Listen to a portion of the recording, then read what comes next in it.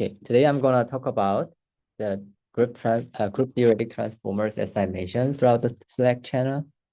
As I mentioned, I will briefly introduce the definition and the concepts of the group theory, and also how it relates to Fermi's last theorem. And lastly, I'd like to mention how it is applied to diverse applications, including spatial transcriptomics. I think even for me, group theory is very difficult concept. So I approach the concept out of my intuition. So I encourage you to have an intuition when approaching some concepts I present throughout presentation. And also please interrupt me anytime if you have any small questions or big questions, no matter how it is.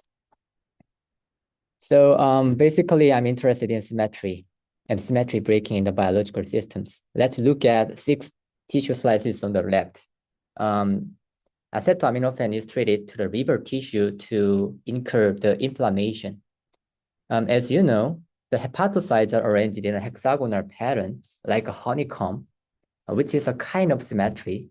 However, inflammation makes the symmetry somewhat broken, just like 24 hours after the treatment of the acetoaminophene. However, I'm sorry? What is formation this case mean? So the more symmetry breaking, the more disease state went on. And also the way of how the symmetry breaking is proceeded with can also be what types of disease it is related to, or what types of disease progression it is experiencing, or something like that. So it's like if the symmetric structure was broken, so that kind of indicates there's a Disease severity, and also which type of symmetry breaking is also important factor. There are a lot of cancer, a lot of disease, and disease subtype is one important information even for biopharmaceutical industry.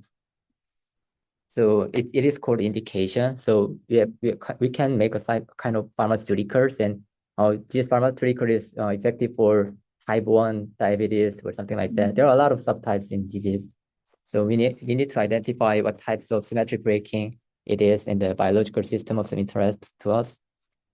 In the 48 hours and 72 hours after the treatment, the recovery of the hexagonal pattern is observed according to the liver regeneration. We can also find another example on the right. When you look at the normal intestine, there is a kind of symmetry pattern compared to the intestinal celiac disease. Please note that I want to mention again the liver, the hepatocyte arrangement is a kind of honeycomb. So this is not only for liver tissue, but also other organs like spleen or kidney or brain. There are a lot of symmetry, and maybe it is of interest to me and maybe of many other biologists as well. And I think to deal with such a symmetry, maybe group theory will be a good tool. Group theory is one discipline in the modern mathematics. Beach once read me a book named An Introduction to Topology and Modern Analysis. There I could find the basic concepts of group theory, and there group theory deals with multiple algebraic structures, including groups, abelian groups, rings, algebras, linear spaces, etc. Group can be defined by one operation. However, to be a group, every element in it has an inverse. And if group has a commutativity, then it is called abelian group. And symmetric group of degree of n refers to the group of permutations of elements, often denoted by S of n. And it is related to the definition of symmetry I'm interested in right now. And when you look at group theory in diverse literature, you may came up with a lot of identity elements and inverse elements. Many people are talking about it. The reason is because the identity element provides a reference point, and inverses guarantee cancellation and solvability, making a group a structure in which computations are possible.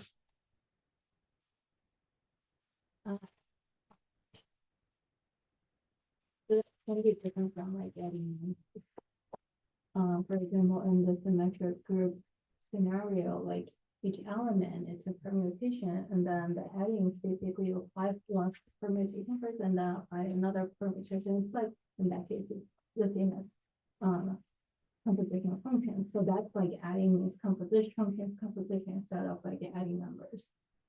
It's like one clarification. Yeah. So that's the order matter of the computation. Order.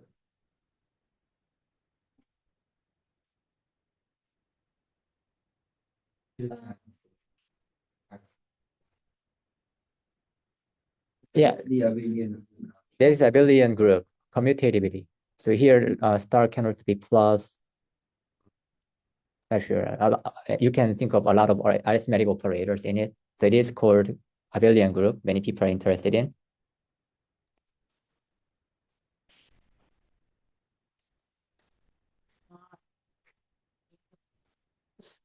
Yeah, it's not. Yeah. So that's not ideal. Let me introduce some problematic situation I came up with the group theory. In real applications, one of my hobbies to solve problems. Actually, let's think of what group theory can do. So for example, for a positive integer b, should have any real coefficient polynomial phi x, y satisfy the following identity. When I look at this problem, I represent ln phi ln x as follows, and y times ln phi ln x as follows. Extending the left-hand side is an expression independent of x and y. Here, we cannot find any x or y from this expression. So the right-hand side, which is obtained by applying a symmetric transformation in x and y, is ultimately the same as the left-hand side. This is my proof. And this proof can be translated into the language of group theory. Basically, this system is related to the SO2 action, which is rotation invariance action, and V-algebra generator. So we can think of the L and delta operator. And since phi is a homogeneous, please note that as it is a abelian group situation, the commutativity is preserved. Since phi is a homogeneous polynomial of degree 2d, and the Laplacian delta lowers the degree by 2, it follows that delta to d phi is a constant. Hence, L constant equals to 0. Therefore, we can find this expression, which means this expression. And I mentioned a symmetric transformation in x and y. And where do they come from? They come from the rotational symmetry of L and delta. That is, applying a rotation does not change the digit operators. Please note that I could understand the rotational symmetry of the delta easily, but what about the L? The rotational invariance of L is to see by switching to polar coordinates x equals to r cosine theta and y equals to r sine theta. Please note that the rotational symmetry of L and delta are very well-known facts. And another example I came up with the group theory is as follows. I was asked to find specific scalar value k, and I want to omit every detailed proof of this problem. But my approach is as follows: if theta 2 equals to 3 phi over 5, then I could find k equals to -1 minus 5 over 2. But every problem situation and also every following steps are based on the rational numbers. The rational number based processes, if that processes result in a certain irrational number, then that process should also result in the irrationally conjugate number. So which means k equals to -1 plus √5 over 2 should also be an answer for that problem. Like, I mean, I definitely see that technically you can get some proof, but like the connection to group theory is not that clear, to be honest. It's Yeah. like what is your element in your group, and what is the operator? How do you define them? It is related to the Galois group. Actually, I want to discuss about it in the later slide. Defining, like, if it's like, since it's abstract and you're applying, and here it's an application to a specific problem, I find it's like it would be useful to like rigorously define what the elements are in the group and also the operations. It's otherwise you can approach this in various ways, and then to say it has a nice connection to groups, I think like, I mean, it's if we don't define it, don't like define this first, I think. Yeah, I perfectly agree with your thought. So basically, to deal with group theory in a rigorous sense, maybe we should define every element and operator in advance. But this is somewhat not rigorous. It's kind of fun approach, right?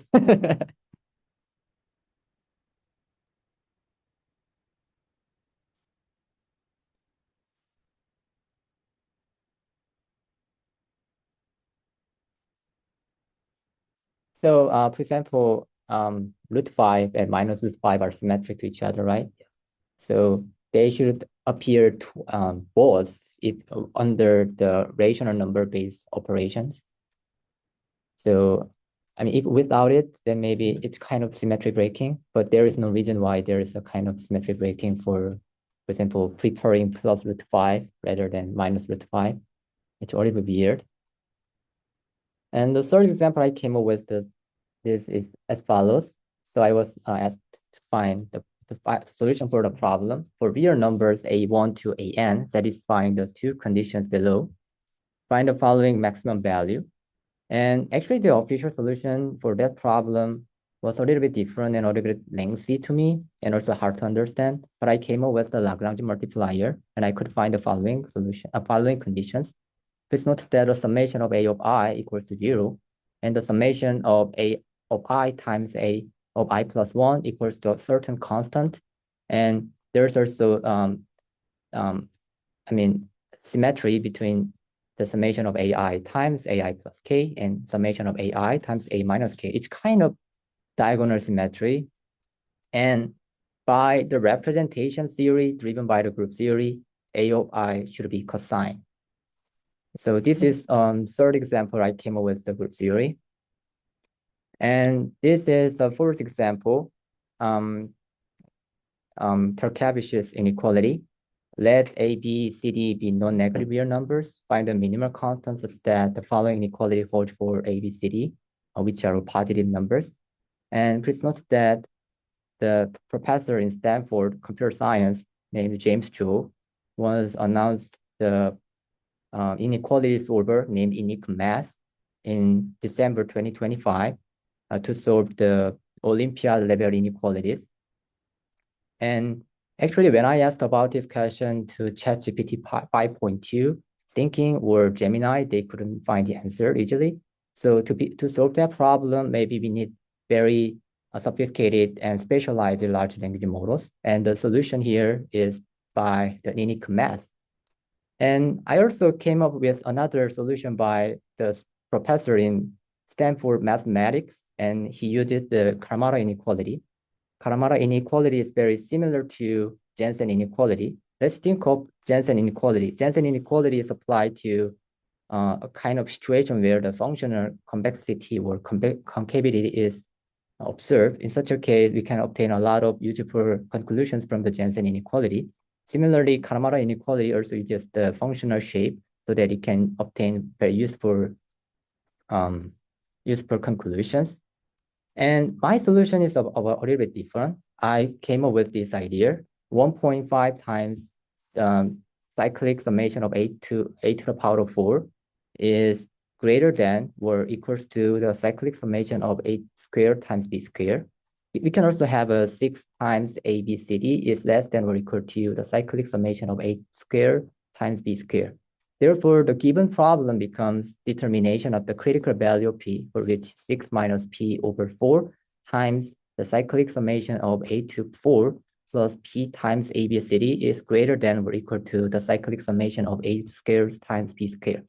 And actually this, if one of A, B, C, D is 0 and the other three are all equal, we can conclude that P is less than or equal to 2. And P equals to 2 is a feasible solution. So the conclusion is C equals to 2. That's my solution, and it is also translated into the group theory. Please note that A to 4 or A, B, C, D or A square, B square, they are all S4 group, and it can also be easily translated into the language of group theory. And also, I'd like to also mention some fun facts about the group theory. For example, when I look at some linear algebra and their corresponding solution, I could also find a lot of symmetries. And for example, the example is as follows. given a diagonal divisible matrix A, then the matrix B that commutes with this matrix A can be represented as block diagonal matrices, where each block corresponds to eigenvalue. So the diagonalizability is somehow preserved. So there is a rationale of this statement, but please note that when so many people talking about linear algebra encourage you to understand basis space or corner space, a lot of linear spaces. But I think because the linear algebra preserves a lot of symmetry, so maybe intuition is also important to understand some statements or propositions provided in the linear algebra. Also, group theory is firstly created by the French younger mathematicians named Galois. Actually, Galois died very early in his early 20s, right? But he created this discipline in his teenagers, and he solved the problem like the reason general quantic equation cannot be solved by the radicals, such as roots, is that the symmetry of the roots captured by the Galois group has a structure it cannot be built using only radical extensions. For example, when you think of the secondary equation, we can find a solution from x equals to minus b plus minus root b squared minus 4 ac over 2a. But this type of generalization, closed form solution, is not observed in the quintic equation or even higher order equations. And also unexpected fact is in the regular tetrahedron. When you look at tetrahedron here, for example, the base is an equilateral triangle, and some famous distance metrics are like root 3 family. Like, for example, the height of the triangle is about root 3 over 2a, and the distance between each vertex to the center of the triangle is root 3 over 3. So they are also root 3 family. And the distances that arise when moving into the 3 dimensions are in this root 6 family. For example, here h equals to root 6 over 3. So this can also be proved by using group theory. So the last example is as follows: Noether theorem in physics. Noether theorem is also famous principle in physics. So if a physical system, no matter what its Lagrangian action, no matter what it is, has a continuous symmetry, then corresponding conserved quantity exists. It is mostly naturally formulated for continuous groups, that is, real groups. For example, time translation symmetry leads to the conservation of energy. Spatial translation symmetry leads to the conservation of momentum. Rotational symmetry leads to the conservation of angular momentum. And lastly, gauge group symmetry leads to the conservation of charge and current. So by this step, I introduced some concepts and useful approaches driven by the group theory. And now I'm going to talk about some terminologies in group theory and how it relates to Fermat's last theorem.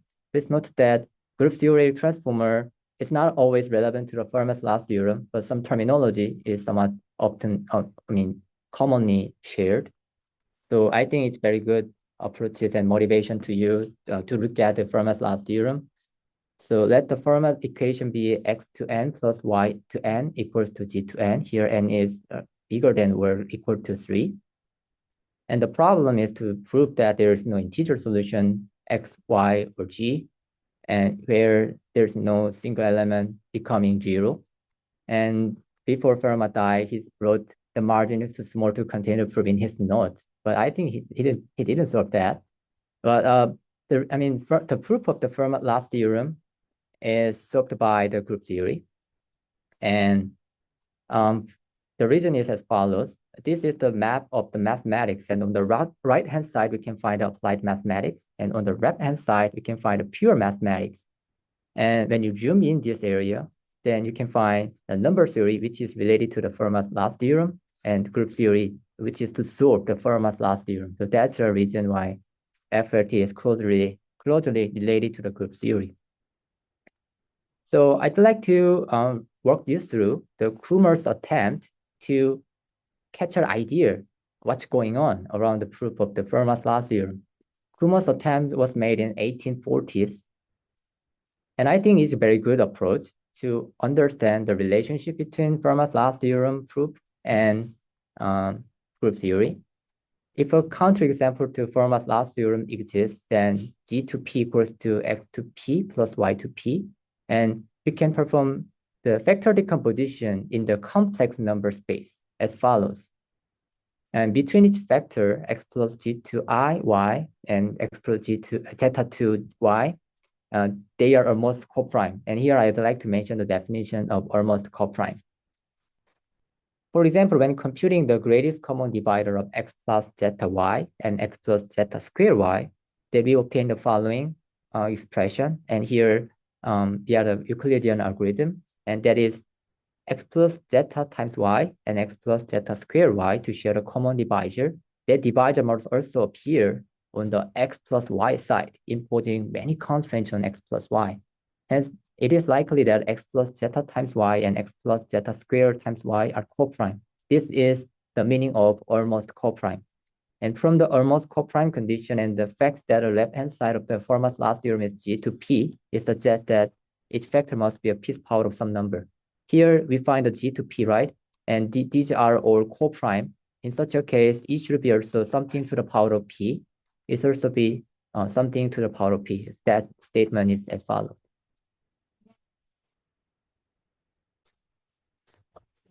Yeah, otherwise it's just nonsense words, I nonsense mutations. got it. Yeah, maybe here we can pause here. For any of the terms, if you forget the definition, I think it's time that we go through them together and remind ourselves again. I just forgot how did they decompose x to the power of p plus y to the power of p as that form on the right hand side. I just forgot. Is that something given? Yeah, so By some? you mentioned this x to p plus y to p, right? So this is possible by using complex numbers. So it's not easily possible in the real number space, but in the complex number space, you can also perform vector decomposition. So I also presented an example, but I skipped it when I explained it. But it's possible when you look at it and just mathematically expand the terms. And zeta here refers to exponential of 2 times phi times I over p. And p refers to the prime number. And here, the prime number condition is not necessarily important at this slide, but in the next slide, it's somewhat important.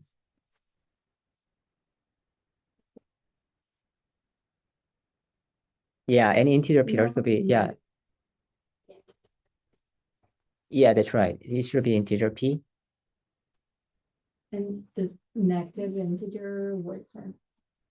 I don't think negative integer is considered at this moment. That should be positive. Yeah, positive integer.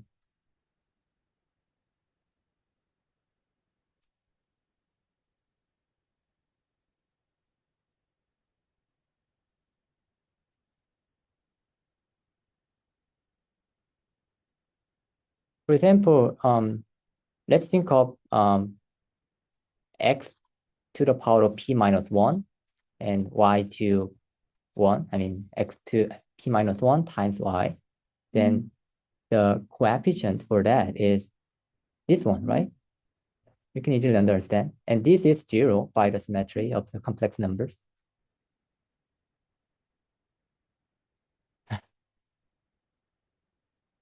Yeah, so in the real number space, it can easily not be accepted. But in the complex number, for example, we can think of a unit complex number, and they are somewhat evenly distributed in a unit circle in a complex plane. And actually, the angle is a unit angle. Then maybe 2 theta, 3 theta, and n theta equals to the original point. In such a case, the summation of that complex number should be 0. You got it, right? Oh, I already did this, Yeah, but I just forgot how they. I got it. Even you are better than me. You are mathematics. I'm not mathematics. Yeah, it's just so happy. I'm just want you to have an intuition, not exactness right now. So if you write down the form, we expand the form into like summations or prospects, like x of So my understanding, to the power I and then y to the power of p minus I and then the coefficient is that, then that's kind of like your, basically what this says is all the coefficients to x power of I times y power of p minus I, when I it's not zero or p, they should all be zero. Right? Yeah, that's right. That's right. I guess that's like based on the construction is that there's a guarantee if you directly write down the term, that will be like for some zero, right? P. And then there's some coefficient here, and then it's like x I y p minus I. And the coefficient It's all kind of zero. like Yeah. spanning all the terms, like basically you choose like there are p terms here. I guess it's not necessarily choose p terms, but I think the prime number condition is also important at this moment. So it's kind of P is a prime number. oh wait, so I see it says like more constraints than Yeah. So in it may be true in the let me come. Please note that I didn't start it, for example. I mean, it's just or introduction. You don't need to worry about it. It's your introduction. I didn't start it. So actually this formula can also be easily understood in the complex plane. So I'm not sure but I mean intuitively it's correct. For example, you can think about a unit circle in the complex plane, and you can find a unit vector or even the second vector, the second complex number. Then if in such a case, from k equals to 0 to p minus 1, then the summation of their multiples should be 0. It is also characteristics of the prime number and circadian symmetry, something like that.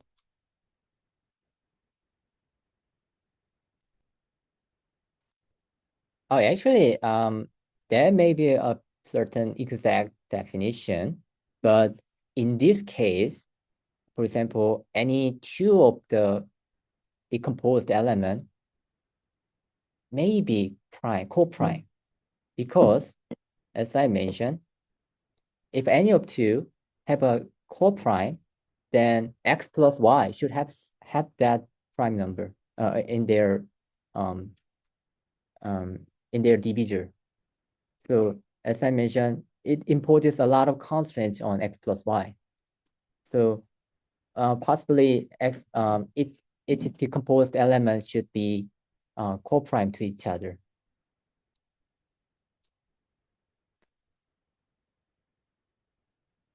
If not, we can use the Euclidean algorithm to find a divisor between two, and that greatest common divisor should also shown in the x plus y. So for example, x plus y is a multiple of 2. X plus zeta times y is also multiple of 2. And for example, x plus zeta y is multiple of 2, and x plus zeta square y multiple of 2. Then in such a case, x plus y is also multiple of 2. So it's kind of who comes first, who comes last. It's kind of very weird situation. So that's a reason why there's a condition of almost co-prime, but it's not exactly co-prime. It's kind of complicated more than that.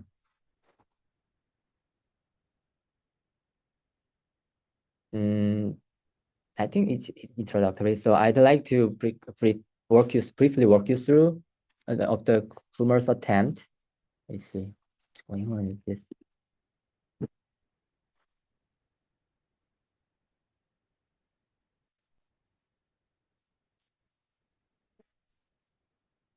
It's a fail. It's failure. But yeah, it's failure attempt. So if P is not, please note that 144 is a case of spatial prime number P and general prime number P. If P is very a spatial number, then these co-prime condition leads to two very specific subconditions. X plus Y is divisible by P, or X and Y and minus G have the same remainders mod P. And one can easily find a contradiction for each specific case. So, and if P is general condition, maybe you cannot say, oh, this is the kind of how I solve the Fermat's last theorem. It's not easily say with the general condition of P. But this attempt shows us that basically two. The first one is the Fermat's last theorem is basically related to group theory because there are a lot of group theoretic terminologies and there are several groups of prime number P. And secondly, modularity is also important because as I mentioned, there's also kind of circadian symmetry as I mentioned, and also prime number. And yeah, that's right. So basically a kind of modular group is important in the Fermat's last theorem from this attempt. So that's the reason why elliptic curve is important to prove the Fermat's last theorem, because elliptic curve is also modular. Because of the modularity, maybe we can approach the Fermat's last theorem by the tool named elliptic curve. Before jumping into the meaning of modularity of the elliptic curve, I'd like to briefly discuss the terminology of the group theory. Here, G refers to the integer number set, and PG refers to the residual classes mod P, for example, 0, 1, 2, and P minus 1. And Gal is a Galois group, and this arrow indicates a homomorphism. There are different types of functions homomorphism is also a type of function between different groups, but there is also homomorphism. Isomorphism is the larger set, and inside it, we can find homomorphism. Automorphism is a larger set, and homomorphism, isomorphism, and so on. And GL2 is 2 by 2 invertible matrices, which is also related to the discussion in the following group theoretic transformers. And why?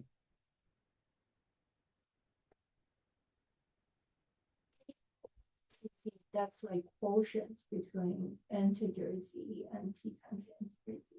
It's not P times, it's mod P. So it's kind of subset of G.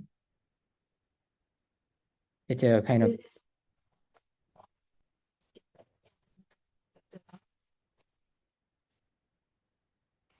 denominator. Actually, it's how should I say?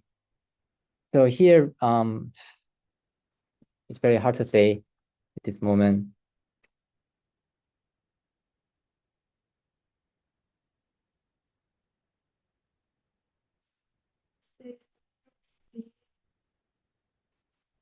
Slash. Z is cyclic, meaning it has a single generator, which is the element P minus 1. So the G per PG itself means the residual classes. So, I'm not telling PG only. G per PG itself has a meaning, according to the notation.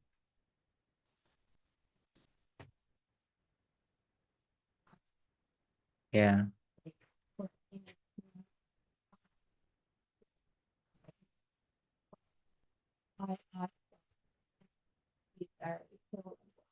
Yeah.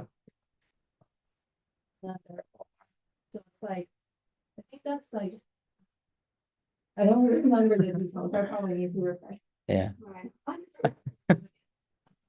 Then that's like, based on equivalence relationships, you can define quotients between that, based on their equivalent relationships. I thought at some point when I saw the backpack, I thought that's like quotient and quotient equivalent classes, which has the same meaning as like mod P. If we define equivalent relationship with like I and I, P times any integer to be equivalent to each other, then like there are only like mod P, or I guess like 0 to P minus 1 equivalent classes. So it's like I was like thinking about that. it's maybe really because I brought that up because like later on, like the Q, the rational number, and then parentheses like E and the bar and P to the N. It's like that's not defined. Yeah. If that's not quotient, and it's like if you define the whole thing, it's like then what did it follow? Yeah. But I wanted to have an intuition. I'm not exactly looking into the exact things right now. Maybe if you have a question, ChatGPT is better than me, far better than me right now. But by the way, why elliptic curve is modular? So for example, we can say there are 9 inflection points from the smooth plane cubic curve. Please note that cubic curve is necessarily related to the elliptic curve. And this is an example of the modular symmetry of the elliptic curve. So in general, if a line meets elliptic curve E at PQR, then we can annotate it as P plus Q plus R equals to 0. The tangent line at P gives P plus R equals to 0. And now we are now looking at inflection point, and it gives us P plus P equals to 3P equals to 0. So 3 is shown here. And as you can see right now, inflection points are necessarily 3 torsion points.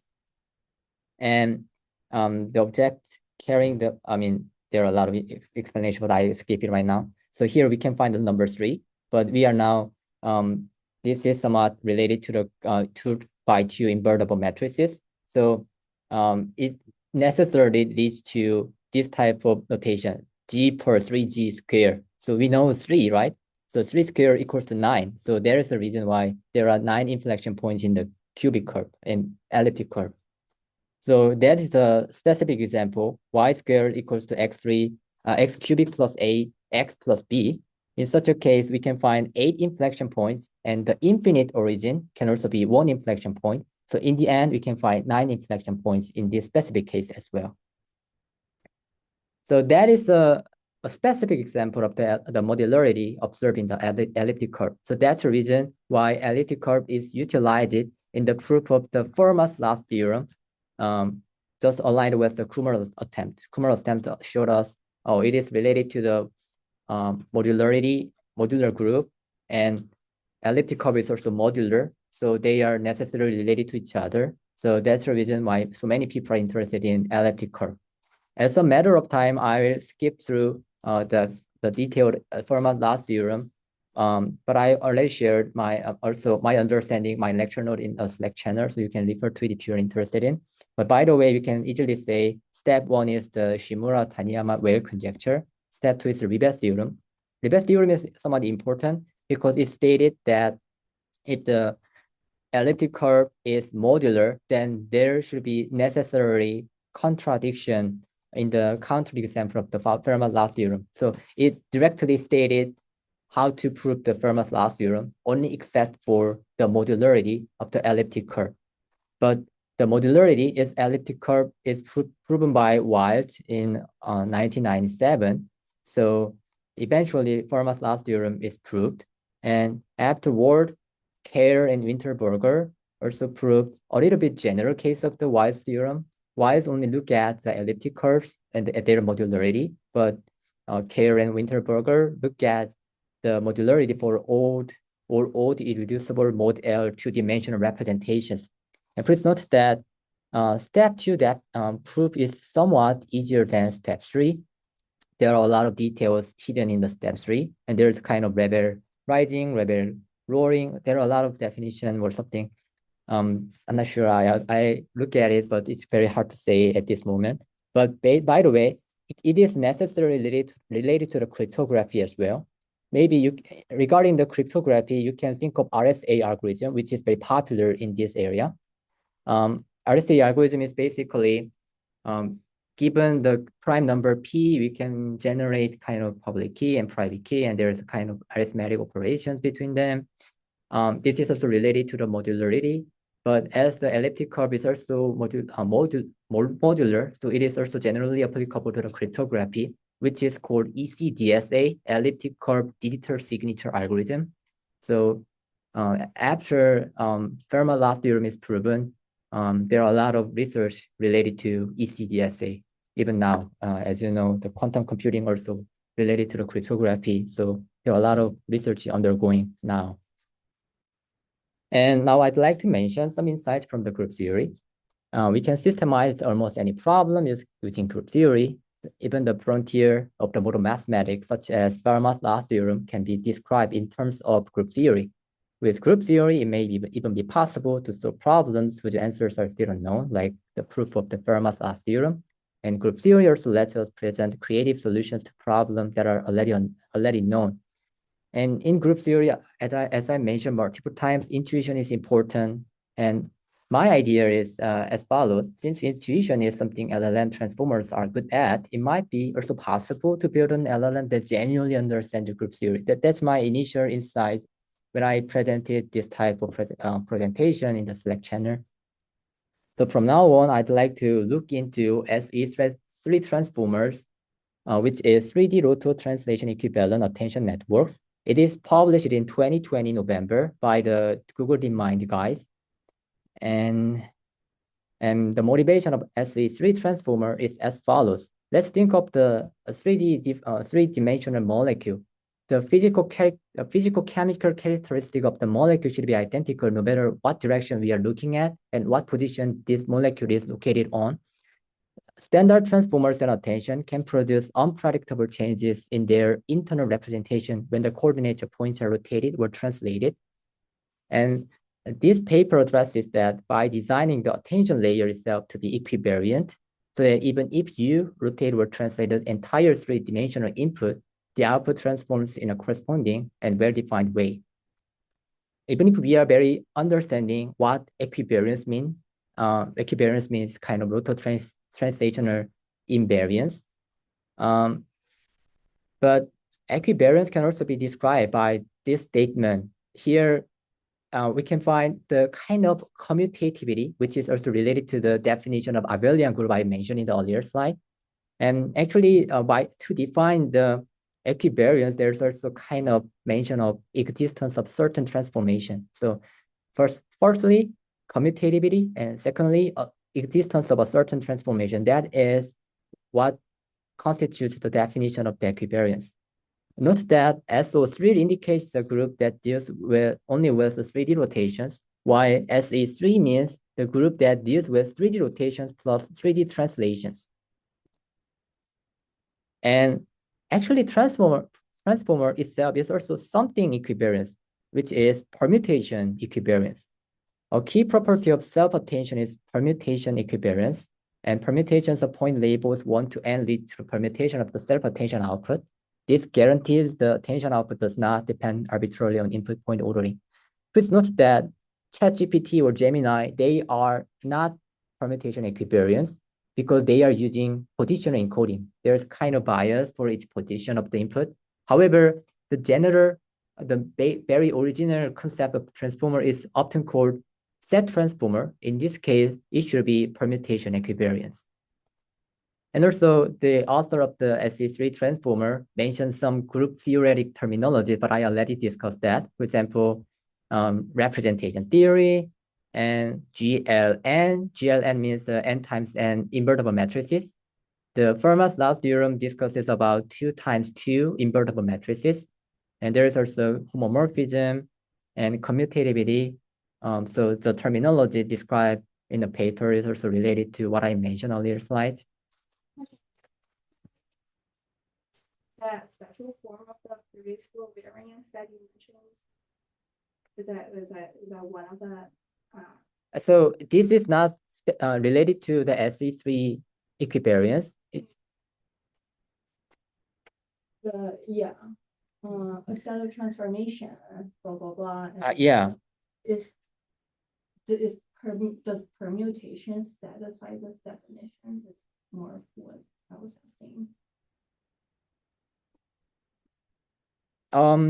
I think it's also equivariance, right? So, for example, if the order of the input is changed, then the output also changes only matter of order.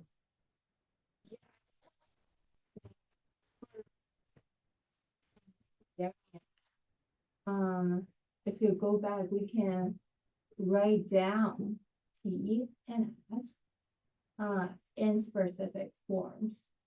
Specifically, for any permutation, for any, if like suppose we're given, I guess a list of like entries, each of them can be represented, each data point can be, each node can be represented by a vector. And then the permutation you can represent as essentially like elementary matrices, like matrix multiplication by elementary matrices. And the second permutation, you can write it down as matrix multiplication, and then that's T. And the S is basically the inverse transformation, which is kind of like the inverse. So that's, I think it satisfies. I was like, does it satisfy? It seems like it satisfies. Yeah. Definition with specific T Yeah. and S, but like they need to be constructed. Like T and S, they come from a very specific family of transformations. That's like Yeah, I think the same way. Permutation and variance is for only like 1D input, whereas here the rotation and translational invariances with respect to structure. I mean, just mentioning. The permutation here would just be relabeling the nodes. There's no rotation. So you can just like it's a set of inputs. It's not like one field.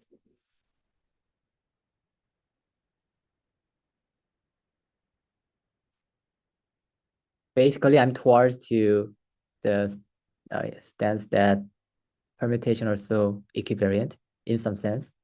So because it is called permutation equivariance, and I think there may be a kind of functional inverse function. I'm not sure. Yeah, it's very abstract definition.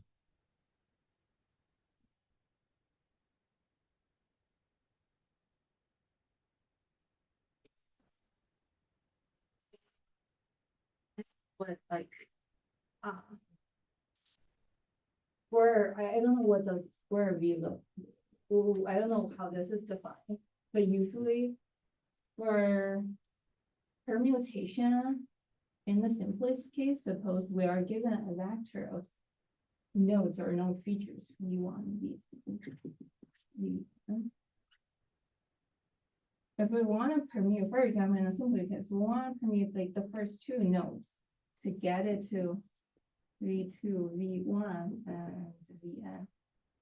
Each V is basically some like feature vector of the node.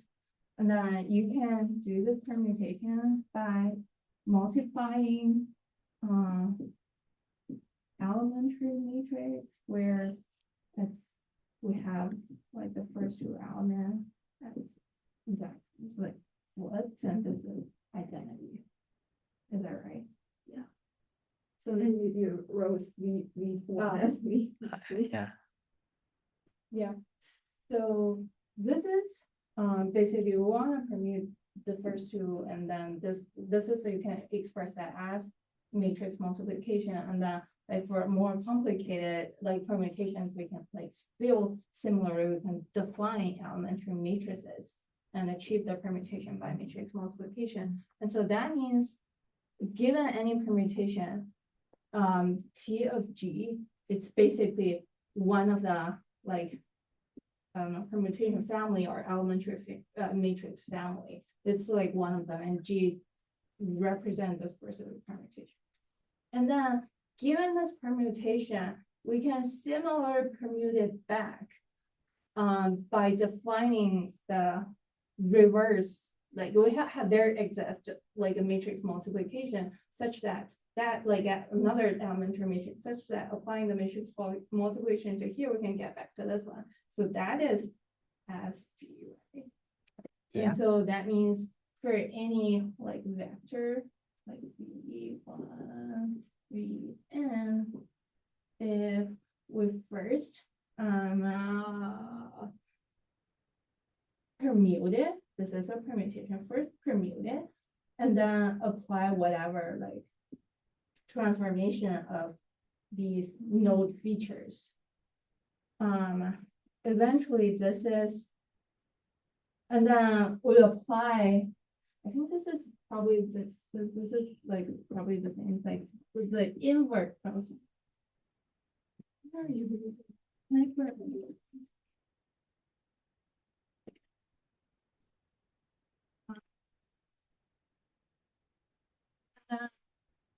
We denote the inverse of permutation. The inverse of permutation here, essentially this thing, they permute it, transform, and permute it back. It should be equal to applying to the original. Just the equivariance. This is the permutation equivariance, not the general equivariance, because I constrain it to the permutation family. And I think by this,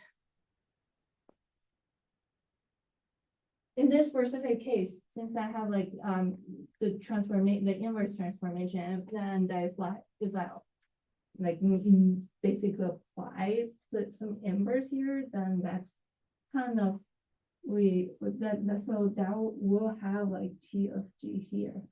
So in this specific case, SG and TG are the same. And they both one of the like elementary matrices for permutation. So I think it does satisfy this definition. See. Okay. Thank you for clarification. No, it's my personal. Yeah. I just want to write it down. Yeah.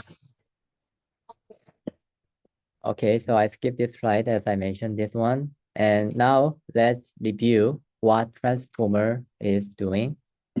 Transformer has multiple blocks in transformer encoder and transformer decoder. And this shows a certain block in the multiple blocks of in the transformer. And each block is composed of attention module and feed-forward network. And here the input from previous block, so the output of the previous block is now processed under QK matrix so that it can result in the attention matrix and attention weighted features as follows. I used the nanobanana to reconstruct the images to show the QKV more clearly. Q means a query, K means a key, V means a value. And we can think of the two different scenarios, self-attention or cross-attention. Self-attention situation, we can see Q, K, and V are all computed from the same input X. For example, Q equals to X times W of Q, K equals to X times W of K, and V equals to X times W of V. And in the cross-attention situation, Q is computed from the decoder input X of decoder, while K and V are computed from the encoder output H of encoder.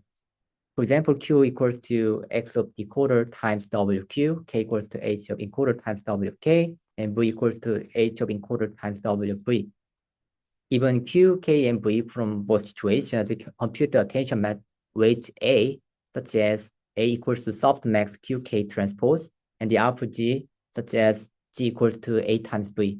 And attention scales quadratically with point cloud side, so it is useful to introduce neighborhoods. Instead of its point attending to all other points, it only attends to its nearest neighbor. It is shown in the original paper. And this is an example situation where the spatial transcriptomics research embraces attention modules.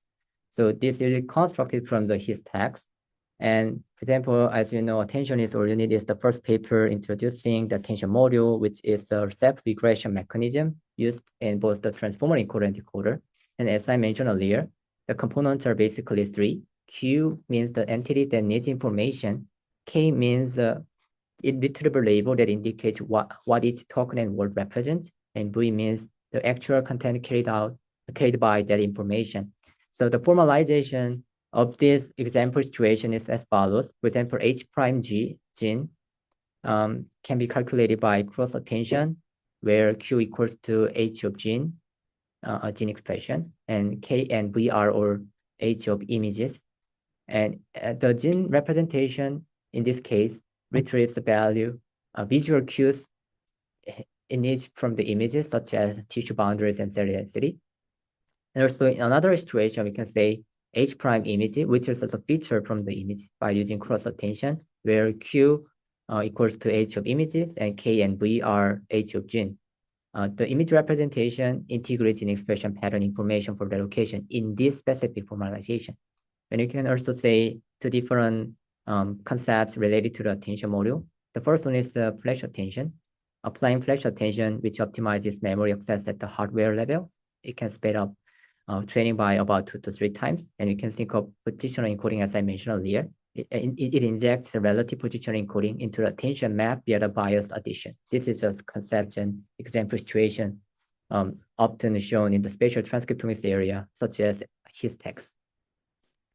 And this is an overview of the SE3 transformer. Step 1, get the nearest neighbors and relative position, because as I mentioned, there is a kind of curse of dimensionality. So to avoid that, we only look at nearest neighbors to obtain the attention modules.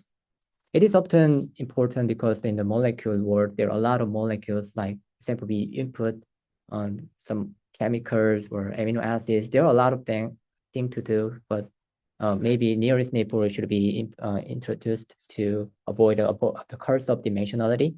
And the second step is to get the SO3 equivariant with matrices, including spherical harmonics. And the third step is to propagate queries, keys, and values to the edges. For example, you can look at the kind of relative vector. So by introducing the relative vector, we can avoid a translational bias. For example, it can dismiss the translation. I mean, it can imbue the translational invariance.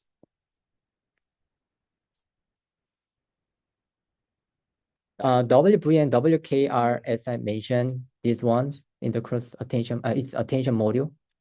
Oh. Okay. And F may be input and output. Oh. And as I mentioned, the step 4 is the computation of attention and aggregate. Here, attention matrix A can be calculated by softmax of the QK decompose, and the output is A times V. Here, V means value. So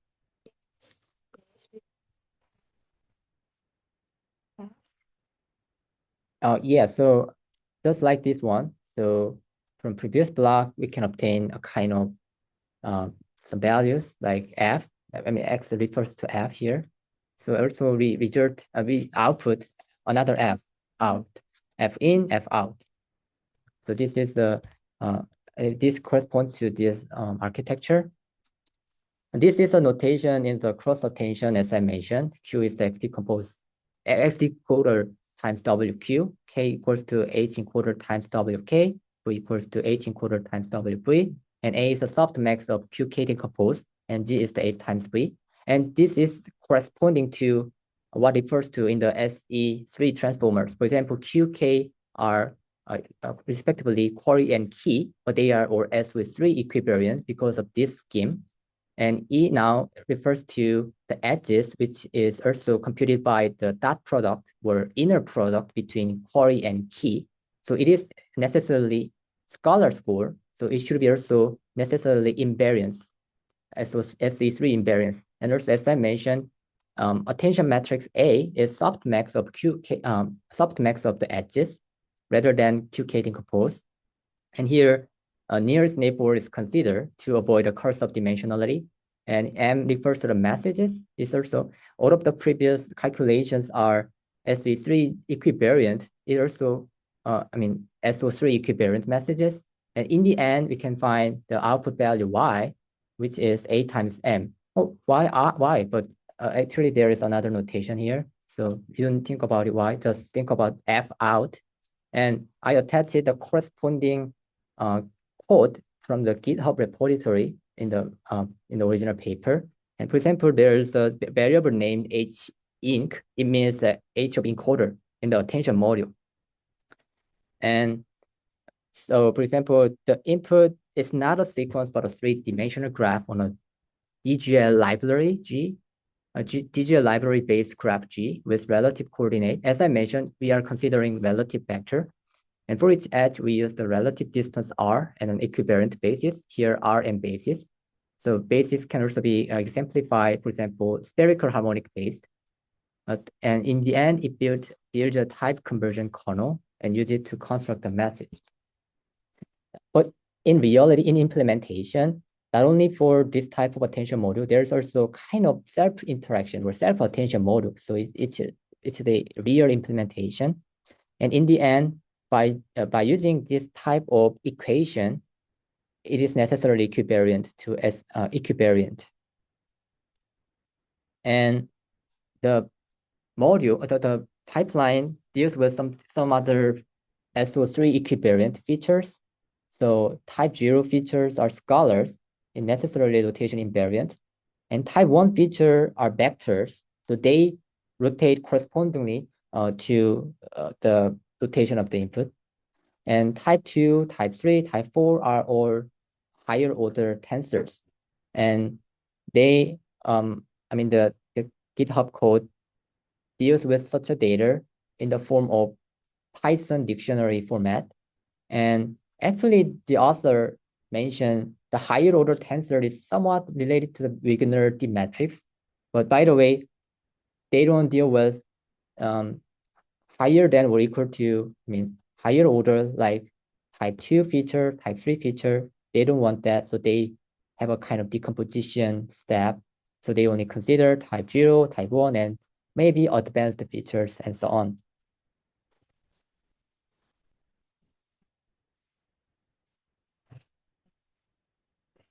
Feature.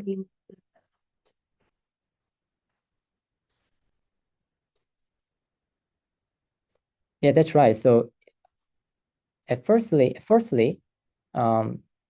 feature has been generated from the input, and then it also regenerated in each attention block. And type 1, is that called type 1 vector? Type 1 features, are these permutation equivariant? Permutation equivariance is now nothing to do with any other explanation now I'm working. So permutation.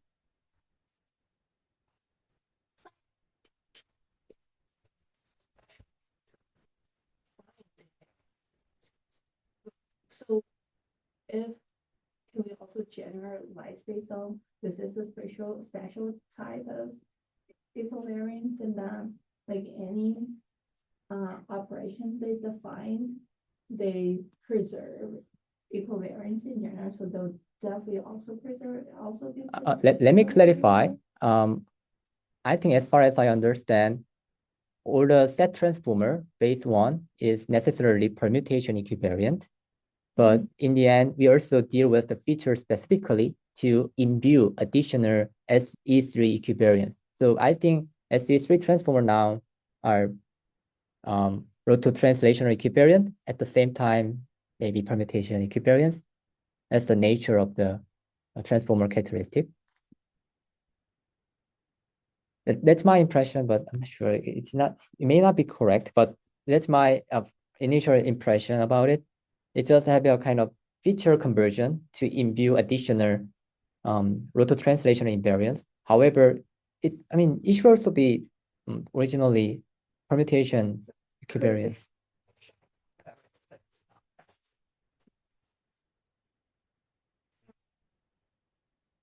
So, for example, yes, you have a kind of point. So we are now using, for example, dot product or relative vector. These are related to roto-translational equivariance. That is an additional characteristic. However, originally it starts from the originally permutation invariant transformer. So there are multiple equivariance characteristic in this module, I think.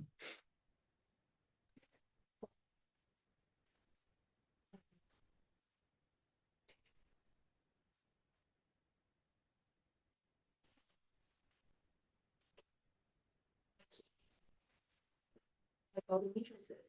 It's only dependent on the difference between two nodes, two node values, or two node features.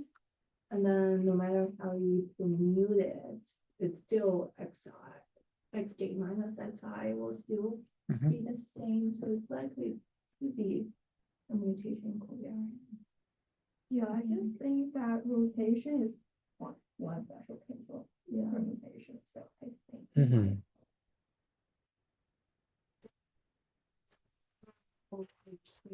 Also bad effect, the permutation covariance is a special case of the they're defining the covariance.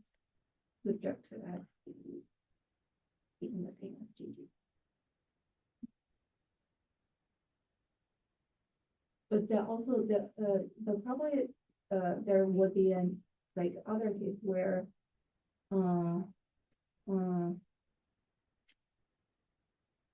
some other equivariance. I mean, I think that's like the point of the paper that like Yeah. general transformer, it's permutation covariance. Oh, sorry, a general transformer is excluding the position encoding, it's a permutation covariance. Or the graph of tension hour, it's permutation covariance. But there are other equivariants that are preserved in this model cannot be preserved in the permutation without or I think probably it's like preserving more. More equivariance. Yeah, that's a great point. Yeah.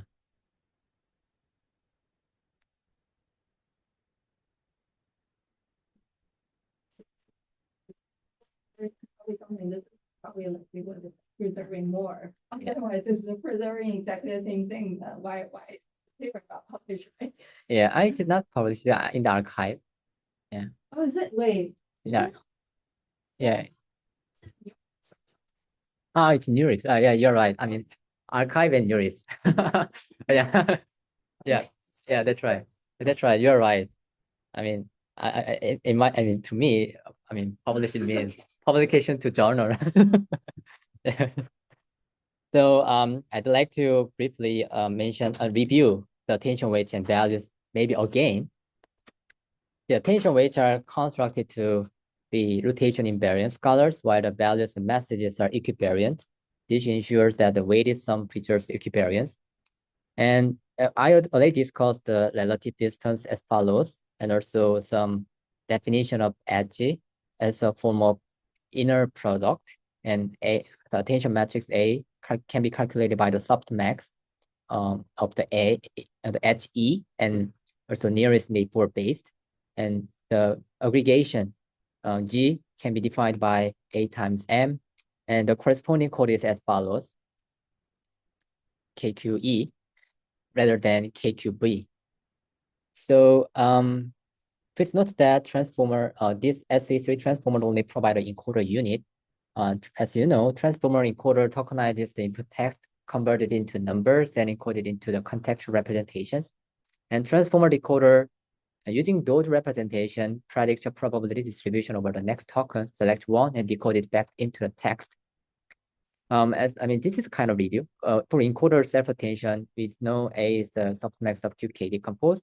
However, in the decoder style notation, Q is the X of decoder times WQ, K equals to H of encoder times WK, and V equals to H of encoder times WV.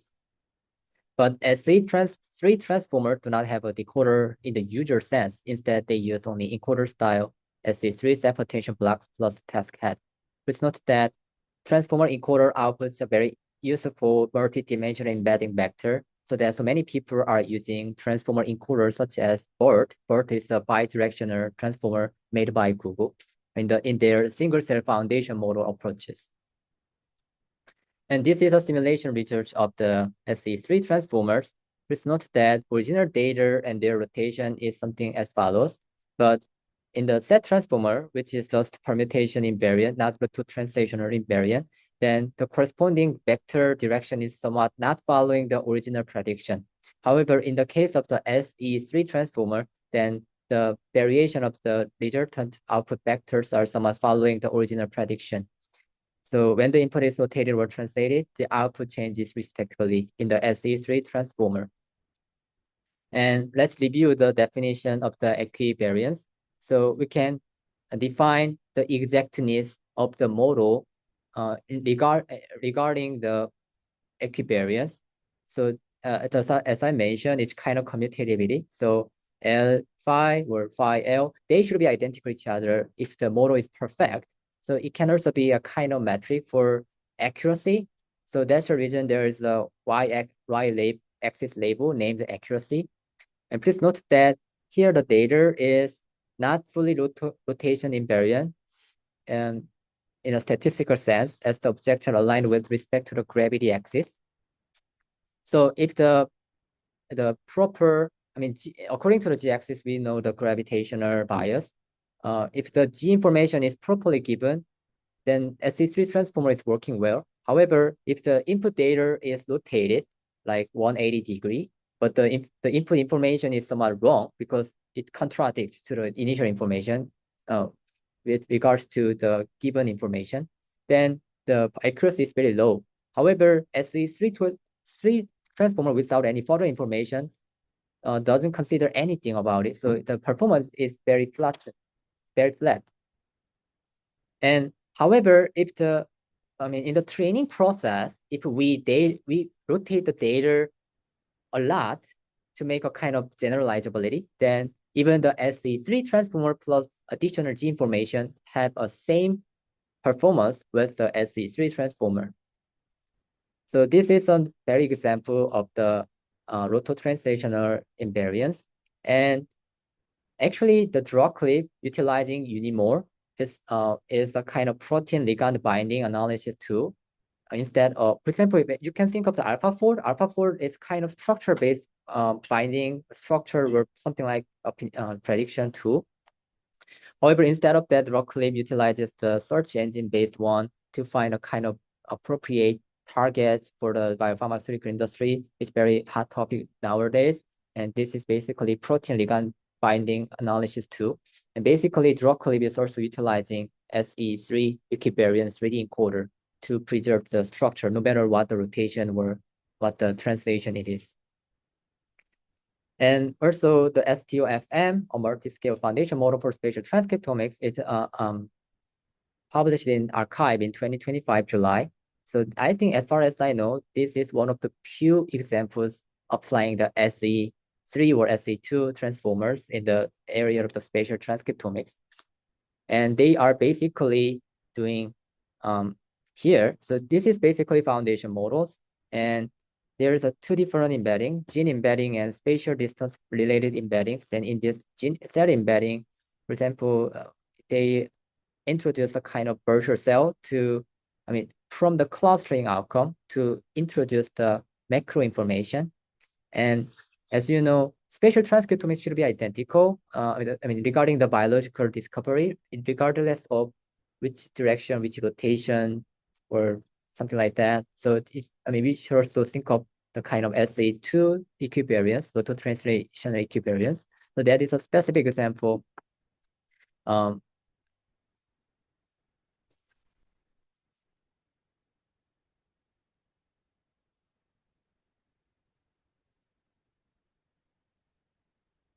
Yeah, that's right. That's right. Exactly. Okay. You got it.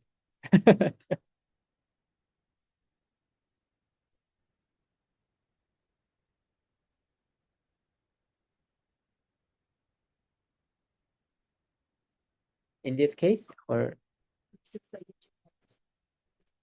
oh yeah, so yeah, I already mentioned SO means rotation invariance and SE means rotation and translation invariance. Translation. I already mentioned that. I'm not sure. Yeah, here. About the answer is based on the ChatGPT, but it may be incorrect in some sense. Yeah.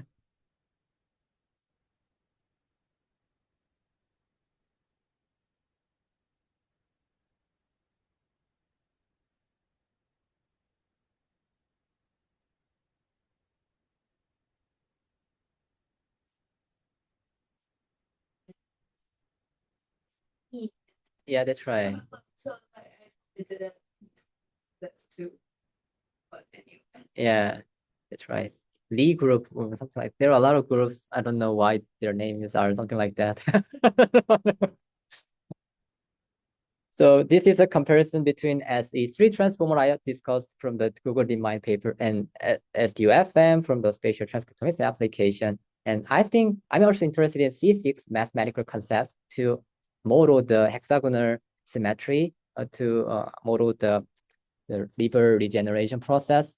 The target symmetry is 3D rotation plus translation in SE3 transformer and 2D rotations and translation in SDUFM and discrete 6-degree rotations in C6. Typical data is 3D point clouds and graphs in the SE3 transformer, 2D spatial coordination features in SDUFM, and 2D lattice-like neighborhood geometry in C6.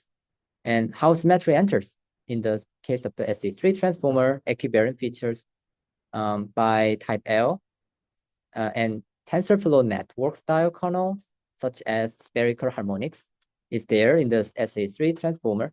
And in the STUFM, invariant position encoding plus attention over tokens and pairs. And in the C6 mathematical concept, we can think of the kind of complex numbers. So for example, in the complex plane, if a certain complex number has a kind of, hexagonal symmetry, then their 6 times rotation can align to each other in the constitutive way. So that's the main idea of this score. I also discussed it in the later slide.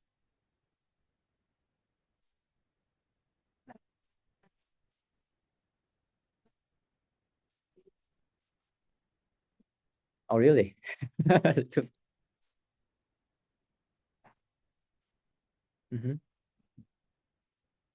I discussed about it in a detailed explanation because there is also proof of concept outcome.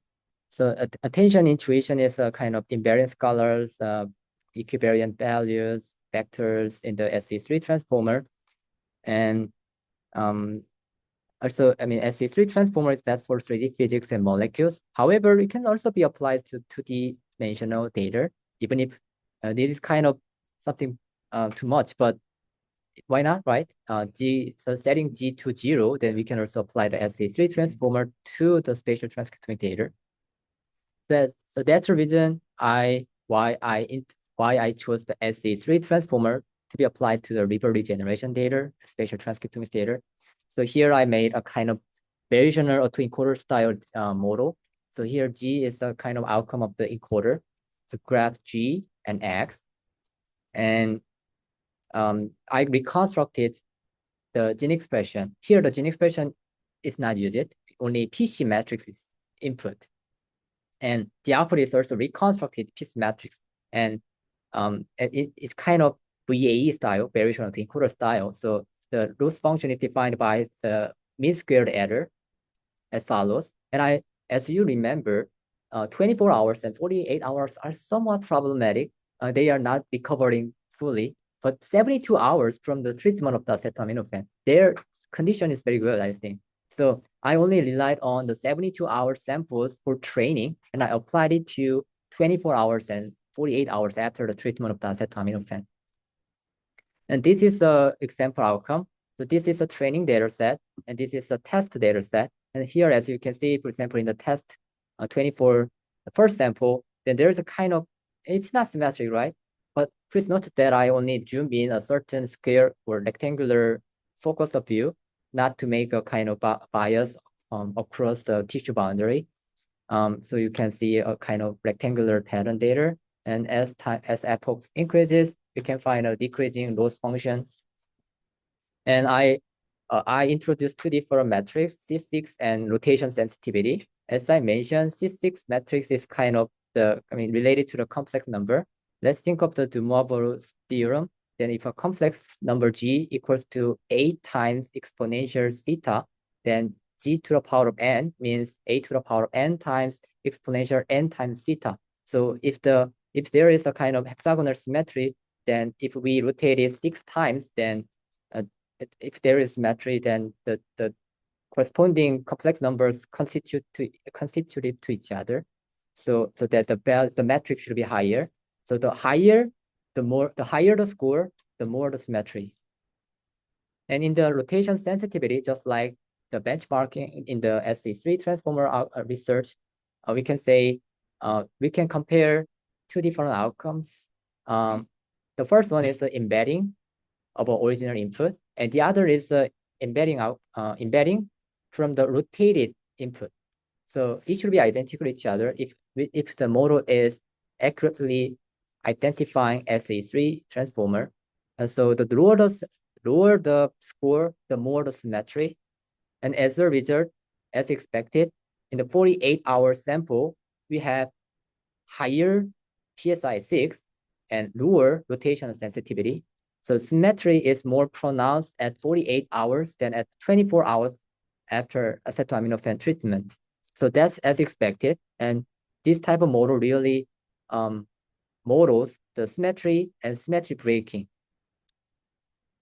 And what's next? I thought about it multiple times, and I also came up with a crystalline symmetry. So crystal is often observed in the area of the chemistry, like simple cubic, body center cubic, or face center cubic. And this is also observed in the brain tissue. This is the staining images of the brain sections, Golgi staining, Lisser staining, and Weger staining. And as you can see, there are multiple structures related to it's kind of crystalline structure. So maybe we can also make a kind of crystalline equivariant transformer to model such a data. I also think about it. How do we introduce the crystalline invariant features in the attention module? I think it's related to the number ratio. When you look at this type of crystal, then the blue atom, the number of blue atom to the number of white atom is 1-to-1, because here in the unit cell, the number of white atom is 8 times 1/8, because as you can easily understand, there's a kind of overlap between each neighboring cell. So as a result, there's a 1-to-1. So no matter what subset of the crystal, no matter what direction we are looking at, the number ratio is very invariant. So maybe we can utilize that to model the crystalline symmetry structure in the biological systems. In 2024, Google Connectomics teams announced the kind of connectomics research. The data set is 1.4 petabytes of the electron micrograph data, which is publicly available. With the area of the interest is 1 millimeter cubic of the human temporal cortex. However, as you know, for example, you can also think of 10 millimeter cubic of human temporal cortex, maybe 14 petabytes. That amount of data is now occurring now. So it's not possible by using that data with our visual appraisers. Maybe we can also rely on some AI models to automatically analyze some patterns or symmetries in the structure. And maybe, even if it is publicly available, I couldn't find any following up study to find a novel discoveries from them. So maybe novel transformer architecture is needed. And also I came up with some modular symmetry. So for example, alpha genome is initially announced in the June 2025, but it also has a Nature paper a few days ago, as I mentioned in the Slack channel. And however, it is basically using, predicting the splicing donor, splicing acceptor, non-coding region, or coding variants, and so on. I'm not sure they are really considering the kind of modular symmetry. Then what is the modular symmetry in the DNA or human genome? I can give you an example in the Huntington disease.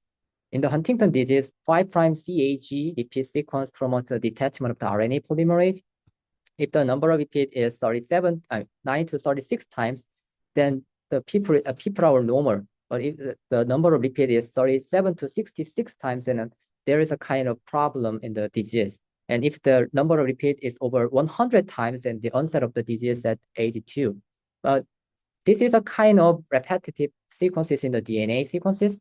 But however, for example, what about C and some 100 nucleotides in between, and A and 100 nucleotides in between, and G, and we cannot easily find such a pattern easily. If they are consecutive in a row, then maybe we can easily find such a symmetric pattern. But if the repetition is somewhat irregular or somewhat distant to each other, then maybe we can easily find that. So maybe you can also utilize very specialized transformer to find such a pattern.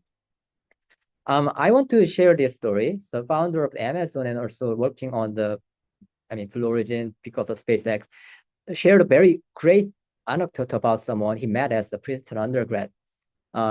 His friend told him in his undergrad that 3 years ago, I solved a very similar problem, and I was able to map onto that problem that it was immediately obvious that the answer was cosine. So even the problem solving or logical reasoning are all pattern matching or symmetry-based one. So that's my initial idea. I'm not sure how I can address that, but maybe the futuristic math superintelligence can be related to this type of analysis. In 2024, Google DeepMind announced the alpha geometry to serve the International Mathematics Olympiad in the gold medal level. And even last year, they announced the alpha evolve to solve every types of international mathematical Olympiad problems in a silver medal level. But I feel like, for example, when I look at the alpha geometry, they utilize the angle changing. It's a kind of angle symmetry as well in the geometry problem. They iterated and they solved the problem by producing 100 or 150 propositions in a row from a given problem. That is the level of international mathematics problem right now. But what about millions of propositions in a row?